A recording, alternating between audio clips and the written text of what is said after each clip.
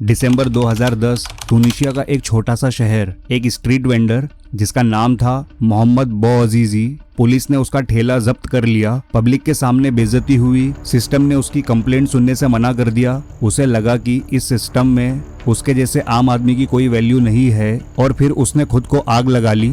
ये एक individual tragedy थी, लेकिन उसकी आग सिर्फ एक इंसान को नहीं जला रही थी, वो पूरे अरब वर्ल्ड के अंदर 50 साल से जमा हुआ गुस्सा भड़का रही थी। कुछ हफ्तों में ही तुनिशिया से इजिप्ट, इजिप्ट से लीबिया, लीबिया से सीरिया सड़कें भर गई। लोगों ने डिक्टेटर्स को ओपनली चैलेंज कर दिया। इस मूवमेंट को नाम दिया गया अरब स्प्रिंग। लेकिन सवाल ये है, क्या ये सच में एक स्प्रिंग था जो नए दौर की शुरुआत करता, या फिर एक ऐसी पॉलिटिकल स्टॉर्म जिसने रीजन को और अनस्टेबल बना दिया? आज हम स्लोगन्स नहीं, पूरा पावर गेम समझेंगे। 1950s से 60s के बाद मिडिल ईस्ट के कई देशों में मिलिट्री या अथॉरिटेरियन रेजिम्स स्ट्रांग हुए। इजिप्ट में गमाल अब्देल नसेर के बाद अनवर सदात और फिर होस्नी मुबारक। तुनिशिया में जीने एल आबेदिन बिन अली, लीबिया में मुअम्मर गद्दाफी, सीरिया में असद फैमिली, पहले हाफिज अल असद, फिर बशर अल असद। इन सब का मॉडल ऑलमोस्ट सेम था। Strong security agencies, limited political freedom, media पर कंट्रोल, ऑपोजिशन लीडर्स जेल में या एग्जाइल में। सरफेस पर स्टेबिलिटी थी, टूरिज्म चल रहा था, ऑयल आ रहा था, फॉरेन इन्वेस्टमेंट आ रहा था, लेकिन अंदर फ्रस्ट्रेशन बढ़ रहा था। यंग पॉपुलेशन बहुत फास्ट ग्रो कर रही थी, यूनिवर्सिटी ग्रेजुएट्स बढ़ रहे थे, लेकिन जॉब्स नहीं थी। करप्शन डेली लाइफ का हिस्सा बन चुका था, गवर्नमेंट जॉब्स कनेक्शन से मिलती थी, पुलिस का डर कांस्टेंट था। एक पूरी जनरेशन को लगने लगा था कि उनका फ्यूचर लॉक्ड है, सिस्टम चेंज किए बिना उनकी लाइफ इंप्रूव नहीं होगी। 2000s में एक और पावरफुल चीज आई, इंटरनेट और social media. Facebook, Twitter, YouTube, satellite news channels. अब लोग सिर्फ गवर्नमेंट का वर्जन नहीं सुन रहे थे, वो देख रहे थे कि दुनिया के दूसरे हिस्सों में लीडर्स चेंज होते हैं, लोग प्रोटेस्ट करते हैं और उनकी बात सुनी जाती है। एक्सपेक्टेशन और ग्राउंड रियलिटी के बीच का गैप बहुत बड़ा हो गया था, और जब गैप डेंजरस हो जाता है तब एक्सप्लोजन होता है। बौअजीजी की डेथ के बाद प्रोटेस्ट शुरू हुए। पहले लोकल थे, फिर नेशनल बन गए। प्रेसिडेंट बेन अली 23 साल में पावर में था। लोगों की डिमांड सिंपल थी, करप्शन कम करो, जॉब्स दो, डिग्निटी दो। सिक्योरिटी फोर्सेस ने प्रोटेस्ट को दबाने की कोशिश की, लेकिन इस बार लोग डरने को रेडी नहीं थे। जनवरी 2011 में बेन अली को कंट्री छोड़कर सऊदी अरेबिया भागना पड़ा। यह मूवमेंट सिंबॉलिक था। अरब वर्ल्ड ने पहली बार देखा एक डिक्टेटर पीसफुली गिर सकता है। यह आइडिया डेंजरस होता है, क्योंकि जब लोगों को लगता है कि चेंज पॉसिबल है तब वो रुकते नहीं।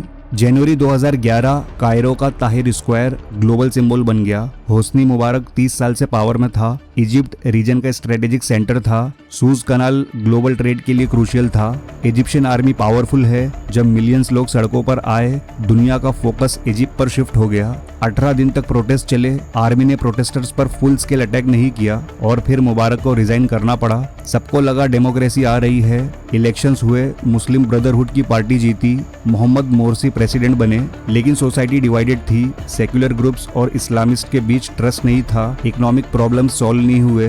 2013 में मिलिट्री ने इंटरवेंशन किया। जनरल अब्दुल फतेह एलसीसी पावर में आ गए। इजिप्ट वापस एक स्ट्रॉन्ग मिलिट्री लेड सिस्टम में चला गया। यहाँ से एक इम्पोर्टेंट लेसन मिला, रेजिम चेंज इजी हो सकता है, लेकिन स्टेबल डेमोक्रेसी बनाना बहुत टफ होता है। इंस्टीट्यूशंस स्ट्रॉन्ग नहीं हो तो सिस्टम दोबारा ऑथोरिटेरियन डायरेक्शन ले लेता है। लीबिया में गद्दाफी 40 साल से रूल कर रहा था। ऑयल रिच कंट्री थी, लेकिन पॉलिटिकल सिस्टम पर्सनल रूल पर बेस्ड था। इंस्टीट्यूशंस वीक थे। प्रोटेस्ट शुरू हुए। गद्दाफी ने हार्श मिलिट्री क्रैकडाउन किया। सिचुएशन क्विकली सिविल वॉर में बदल गई। नेटो ने इंटरवेंशन किया।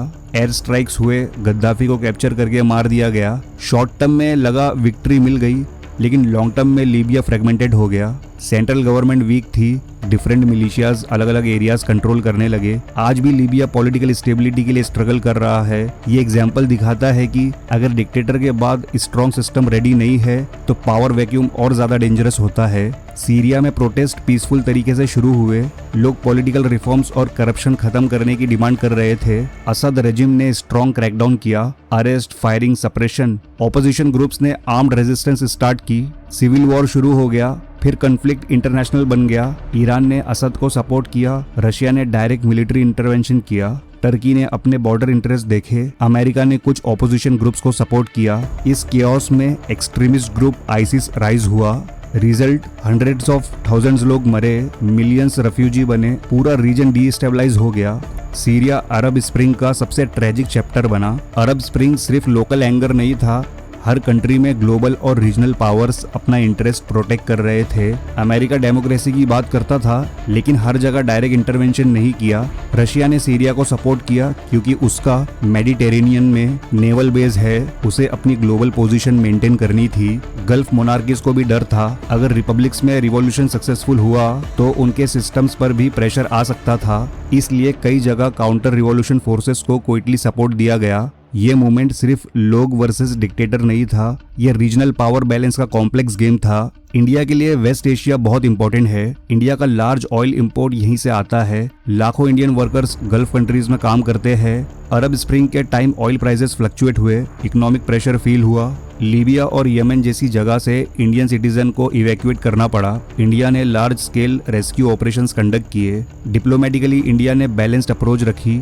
ना ओपनली रेजिम चेंज का सपोर्ट दिया, ना किसी एक कैंप के साथ एक्सट्रीम अलाइनमेंट किया।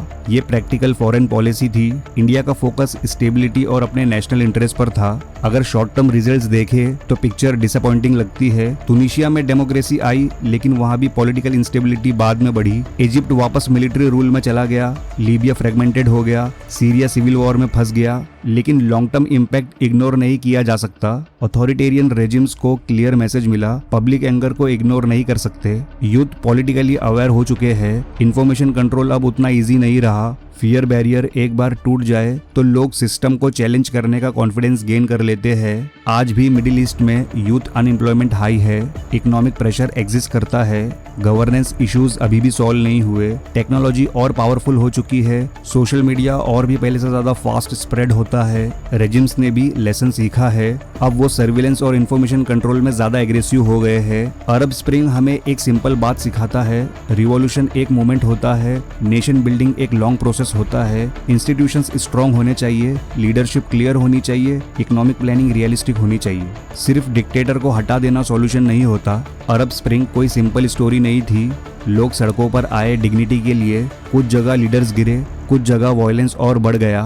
हिस्ट्री का एक क्लियर रूल है, पावर वैक्यूम कभी एम्प्टी नहीं रहता, कोई ना कोई उसे फील करता है। अरब स्प्रिंग ने मिडिल ईस्ट को परमानेंटली चेंज किया, लेकिन हर कंट्री में चेंज की डायरेक्शन अलग थी और आज भी दुनिया के किसी कोने में लोग अथॉरिटेरियन सिस्टम के खिलाफ खड़े होते हैं। अरब स्प्रिंग का एग्जाम्पल उनके सामने होता है। ये मूवमेंट परफेक्ट नहीं था, लेकिन इसने एक चीज प्रूव की, जब लोग फियर से ऊपर उठ जाते हैं तब सिस्टम को चैलेंज करना पॉसिबल हो जाता है। और शायद यही अरब स्प्रिंग का सबसे बड़ा लेगेसी है।